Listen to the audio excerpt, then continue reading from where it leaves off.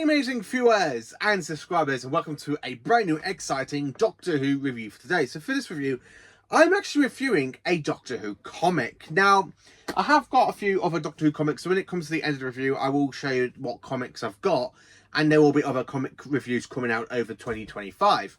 So the comic review I'm basically going to be doing for you is, of course, Doctor Who Prisoners of Time. So Prisoners of Time, it is told over 12 separate comics to celebrate the show's 50th anniversary.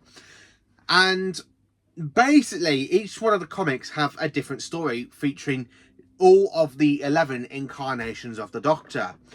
And it is a fun, fantastic way because there are so many different types of villains for them, and there's so many different plot points, and it really makes you intrigued. So the main proper villain of this 12-part epic is, of course, Adam Mitchell. You will probably remember Adam from The Long Game, because after basically the Doctor and Rose left him on Earth, after he basically did that chip in his head and they literally clicked it and it shows his brain, Adam wants revenge on the Doctor, and of course he teams up with the Master.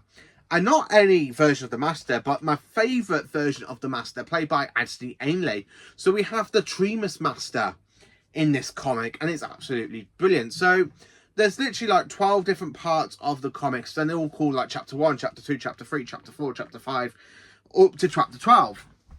And then the final chapter is when we have a multi-Doctor story. So we have all 11 incarnations of the Doctor to come and defeat Adam Mitchell and the Master. And it's a really fantastic, epic story the way it's done. So I'm literally going to tell you a little bit of each chapters, who the Doctor's travelling with, and it's all from the different Doctor's point of timelines. So there are some Doctor Who monsters that we know on screen that the Doctor's encountered, and then there are some brand new monsters that I physically cannot remember the name, which is why I've actually got the book on my lap. So hopefully I can actually revisit the pages I'm literally going to be talking about. So the fantastic thing about Prisoners of Time, it is a fun comic. So you got Adam Mitchell using a time vortex manipulator, and he's travelling through the Doctor's timeline, kidnapping all of the previous companions and also the future companions, which is something I find quite interesting, how we have somebody returning into a villain role. It's just a shame the TV series haven't done this, but again, for a comic, it's done so well. Absolutely brilliant. So the first story features the first Doctor travelling with Vicky, Ian and Barbara, and it also sees the return of the Sarbini from the Web Planet. And the whole thing about the story is they're on Earth and they're interfering, having their own little ways, and so basically the Doctor interferes in his first incarnation with Ian and Barbara and Vicky's help, and then basically they get kidnapped by Adam. And then of course you've got the first Doctor stuck where you got this fantastic train crash with the Sarbini, because you got the Sarbini in the train crash, and literally the Doctor's about to, like, he's talking to him about, oh, let's go back to the TARDIS, and go somewhere else. And literally there's a funny little sap in the comic, and the Doctor turns around and he's on his own, no companions, which is a fun little story. I absolutely flipping love it. It's such a great way, it honestly is. And then there's, for the second Doctor, it's actually a fun story. It really is fun for the second Doctor. So the TARDIS materializes in the middle of a shopping mall, and it's not like any shopping mall. It's a shopping mall full of different police boxes, all through different shapes and sizes, as you can see here, which is absolutely brilliant. And the Doctor is travelling in his second incarnation with Zoe and Jamie. So this is around about season 6 time. And it's actually a fun story because you got them literally materialising where they got all these other police boxes, and they like talking. And the best thing is, I like how the Doctor is there examining these police boxes as well. And the villain of the story is no other than the Ice Warriors. It's a fantastic, flipping fantastic Ice Warrior story. Now, the thing about this, the Ice Warriors are technically not the villain. We have the robots from the Mind Robber in this story. So as you can see here with the Mind Robber robots and the Ice Warriors fighting each other. And then of course they do get kidnapped. Basically Jamie and Zoe, they get kidnapped, which is a fun little way, and it's done so well. Absolutely brilliant. It honestly is just absolutely flipping brilliant. And full of menace as well, because it's actually a great story. I like how the story plays with the Mind Robber robots and the Ice Warriors. So the third Doctor's story takes place during his exile, and it's a funny, strange comic because during this, he's actually back with Sarah Jane and Liz Shaw. So so the third Doctor is kind of working with Liz Shaw and Sarah Jane, and it really gives you that season 11 vibes. The villain of the story is the Master, played by Roger Delgado. Again, they do get kidnapped, basically the Brigadier, Sarah Jane, and of course Liz Shaw, which is a fantastic, fun story. It honestly is. I don't want to give too much away because I do want you to read it, but you do see like the Who-mobile in the comic as well. It's absolutely brilliant. So yeah, you can get this on Amazon, this comic series, and it's done absolutely flipping brilliant. And then of course, you know, they all get kidnapped by, you know, Adam Mitchell.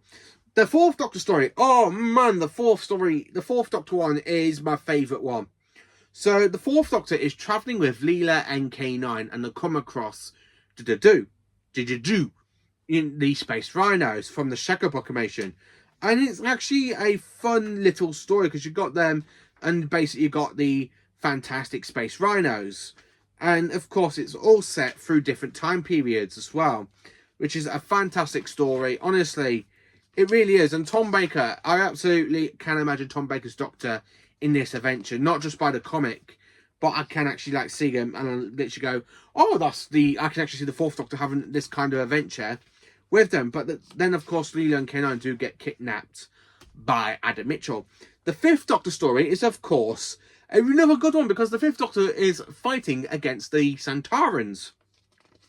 So the Santarans are like the main villain of the story, and during this point the fifth Doctor is travelling with Tegan, Nyssa and Adric. So this is round about season 19, and at the end of the story they do kind of get kidnapped. So the story itself takes place in the middle of the Santaran and Rutan War. So again, you've got the Santarans and you've got the Rutans. I absolutely do love this comic. It's a fun little story when you kind of got the strategy of the Santarans fighting with the Rutans and their plans. And of course, you do get like them being kidnapped by Adam at the end, wearing the hood and cloak. It's absolutely flipping brilliant. I absolutely love it. So then, of course, the Sixth Doctor's comic, which is called Face Traders. The Sixth Doctor is travelling with Perry and Frobisher. Now, I believe Frobisher was originally a comic character before he went into Big Finish. But I've only listened to one story, Frobisher, and I didn't really enjoy it. But reading the comic, I'm actually quite enjoying it because he, at the end of the point, he does shapeshift into Perry. So when Adam basically kidnaps Perry, he actually shapeshifts back from Perry back into Frobisher. He is a very fantastic shape-shifting alien penguin. And it's actually quite a fun story. The villain is really interesting because it's not somebody we met before, but it's a completely new villain. The story is full of twists and turns. I love seeing the Doctor in a straitjacket. The Sixth Doctor is literally in a straitjacket, which is something I'm like, yeah, you know what? I absolutely flipping love it. I really do love it. So then, of course, we are now in the Seventh Doctor story called Cat and Mouse. So this is a fantastic story. So the Doctor and Ace are in basically the Middle Ages times. So you got a castle, you got people becoming ill, dying of poison and stuff. The villain is the Master. Yeah, so we have Anthony Ainley's Master in this story. He's absolutely brilliant. I like how basically he does team up at the end of the story with Adam Mitchell for his plan. Again, the Tremas Master, if you look at it, reminds me a little bit of Eric Roberts because he's wearing the Time Lord robes again. And you kind of have the Master trying to regenerate as well, which is a fun part of the comic, which I did enjoy. It's a fantastic story, absolutely brilliant, and I just absolutely genuinely love it. It really is a great story. And of course, Adam Mitchell does go around kidnapping Ace. The Eighth Doctor story. Oh, man. So the Eighth Doctor story is called Body Public. So this is the Eighth Doctor reuniting with basically Grace. So from Grace's point of view, it's like 6 hours after the events of the TV movie. Where the Eighth Doctor's point of view, it's a whole different point for the Eighth Doctor. And of course, he does take Grace in Adventures of the TARDIS, like to alien planets. And that's absolutely brilliant. And of course, they land on a planet where something's gone wrong. And of course, going to investigate and stuff. And then, of course, Grace does get kidnapped by Adam Mitchell. So yeah, I really like how Adam is the villain, kidnapping all of the Doctor's past companions. Absolutely brilliant. The villain of the story is very much like the Toymaker, because the Doctor does defeat the Toymaker in the comic as well. I think it's the Toymaker because it reminds me of his comic book reference. Really reminds me a little bit of the Celestial Toymaker. So the Ninth Doctor story is called Mystery Date. So you got the Ninth Doctor travelling with Rose. So this is round about some point between Rose and the Empty Child and the Doctor dances. So this is way before Captain Jack joins them for the adventures afterwards. And it is a fun story because you got basically the Doctor coming across Adam. And Adam's there basically having a go at the Doctor for how he treated him. He wants the Doctor to suffer. And basically the Ninth Doctor is the one that basically causes Adam's breakdown. And basically his arc to go into the villainous ways, which is done absolutely flipping brilliant. So Adam does kidnap basically Rose, but he does take a punch at the Ninth Doctor, leaving the Ninth Doctor with blood coming out of his nose, as you see there. And it's a fantastic comic, it really is.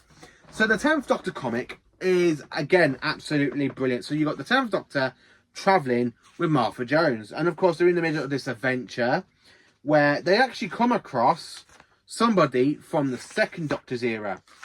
Now, you all probably remember them. It is the Dominators and the Quarks, as you can see there. So it's a fun story where basically you got the Doctor and Martha come across the Dominators and the Quarks. So, of course, the 10th Doctor does defeat them with Martha, and Adam basically kidnaps Martha. Which is, again, another great point, because I really do enjoy this comic. It really is great.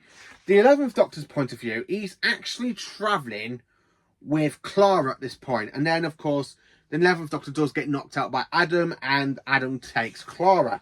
So you kind of got the 11th Doctor waking up, going back to the TARDIS, going to alien planets, trying to find Clara. And they're all going to all these mysterious sightings where basically past Doctors have been. So you got literally where the 4th Doctor was with the the 5th Doctor, where the 5th Doctor was basically during the war between the Centauri and the Rootans, and the 1st Doctor in the underground of the train stations and stuff, which is done absolutely brilliant. And then, of course, the Doctor realises, and then, of course, he lands back at the museum where Mr. Henry Van Statten's vault was. So it is a fantastic connection way up to Dalek. And you kind of got them all working together, which is a great way. And then, of course, you got the 11th Doctor finding out. And basically, you got a fantastic bit of the 11th Doctor encountering the Tremus Master, as you can see there. So it is actually a fun story, because you can actually say, oh, the 11th Doctor has not met the Master. He's met the Tremus Master in this comic, which I absolutely love. It's fantastic. I like how the Master's been using Adam's. Basically, Adam's there thinking, oh, this is all my plot. But it's not. It's actually the Master's plot. And, of course, you've got that fantastic shot of all the companions that ever travelled with the Doctor captured. And then, of course, I love the end game where you've got all the TARDIS materialising, and you have all of the Doctors working together to defeat the Master. And basically, Adam has a good character growth. So, yeah, you got the 9th Doctor basically helping his companions trying to escape with his other incarnations. You got Amy, Rory, and Clara. So, basically, you got every single companion that the Doctor's had. Then, of course, you got the Master and Adam's fight, which is absolutely brilliant. And then, of course, Adam does end up dying. The Master does work again with the Autons, as you can see there. So, yeah, it is a fun story. Absolutely is. And Adam gets a good character development, because after basically fighting the Master, basically the Doctors are there trying to save all the companions and all the villains they've actually encountered for their travels, they actually leave Adam Mitchell a companion shrine to his grave, saying, Adam Mitchell, a companion true. And you've got all the Doctors kind of walking away, and you've just got the 11th Doctor there. It is a fun, fantastic comic to really celebrate 50 years of Doctor Who. You've got all of the 11 Doctors. You've got villains from the past and present, which is absolutely brilliant. Adam Mitchell is a great villain. He's got a great character arc, being like the villain, then he has the redemption, and it leads to his death. I love the fact you've got the Tremus Master in this comic. So I really love the fact that Tremus Master is brilliant. I would have not liked it if it was like John Sims Master, but the fact I would have preferred it if it was either Roger Delgado or Anthony Ainley's Master they kind of went with. But I'm so glad they went with Anthony Aliens. I would have loved it if it had a Roger Delgado in it as well, because in the third Doctor comic, he does fight the Roger Delgado Master, which is, again, absolutely brilliant. So I love how each one of these comics are all set in the Doctor's timeline, and it's kind of building up until you get to the current timeline with the 11th Doctor. So yeah, I absolutely do love this. It's honestly a fantastic comic book. It really is. It's just absolutely brilliant. So this I actually got on Amazon, and it cost me about $21.99. So if you want to read Prisoners of Time, just to see the first Doctor come across the Sarbini, the second Doctor against the Mind Robber robots and the Ice Warriors again, I would recommend pick this up, because it is a fun story, and the final chapter, it really makes a true multi-Doctor story. I love the fact we've got all of the Doctors. We have every single companion from the Doctor's timeline. So you've got Susan, Ian, Barbara, Vicky, Stephen, Katrina, Sarah Kingdom. You got Dodo, Ben, Polly, Jamie, Victoria, Zoe. And then, of course, you've got the Brigadier. You've got Liz Shaw, Joe Grant, Sergeant Benton, Captain Yates. You know, every single one of the companions that have travelled with the fourth from the Doctor from his first incarnation down to his 11th incarnations. It is a great way to celebrate the 50th anniversary of Doctor Who. And it's from Titan Comics. So Titan Comics are absolutely brilliant. I absolutely love this comic. It is such a fantastic read. I could not stop reading it. I honestly could not stop reading it. It is a fun, fantastic Doctor Who comic, and absolutely brilliant. It honestly is. So I do have some more Doctor Who comics there will be reviews on, because there's one here that I've got about the Fugitive Doctor, saying the adventure starts here. So that would be another good one for me to review for you. Then, of course, we've got a fantastic 10th Doctor one with Ice Warriors and Draconians. Then, of course, we have this. I think it's the same comic. I haven't really read them yet. As you can see, they are still sealed. I think it's the same comic, but just different artwork. Because, again, you've got, like, Centaurans, Ogrons, and Draconians, where this one you've got Ice Warriors and Draconians. So it might be different. I haven't really read them yet. It's absolutely... I think I'm looking forward to reading them. And then, of course, we have a multi-Doctor story with basically the 8th Doctor with the 9th and 10th Doctors. I managed to get this one today. I ordered this back over Christmas, and I got Terraformer, which is a Peter Capaldi comic book, which I'm quite looking forward to reading. And then, of course, we have my very first ever Doctor Who comic, Cemetery of the Snowmen, Part 1. I need to get the rest of the comics because it ends on a cliffhanger, so I'll probably do a review on this one as well. And then, of course, we've got a Jodie Whittaker one with basically her working with 10 against the Sea Devils. So it is a fun little comic as well, so I will read that one. And, of course, I have Liberation of the Daleks. So that is basically my comic collection. So there are reviews coming out of all of these stories after I've kind of read them all. Prisoners of Time. It is a fantastic Doctor Who comic. I absolutely loved reading it. I honestly did absolutely love reading it. It's a good story. I love it watching other events. It's like having other adventures with past Doctors and Companions build up to the final event, which is where it becomes like a multi-Doctor story. It's absolutely done brilliant. Very timey-wimey, Doctors in their time zones and stuff. I absolutely love it. So, Doctor Who Prisoners of Time, it is a fantastic comic. I'm going to have to give this one 10 out of 10. It is just a fun comic book adventure. It's not silly and ridiculous like comic books should are, technically, not like the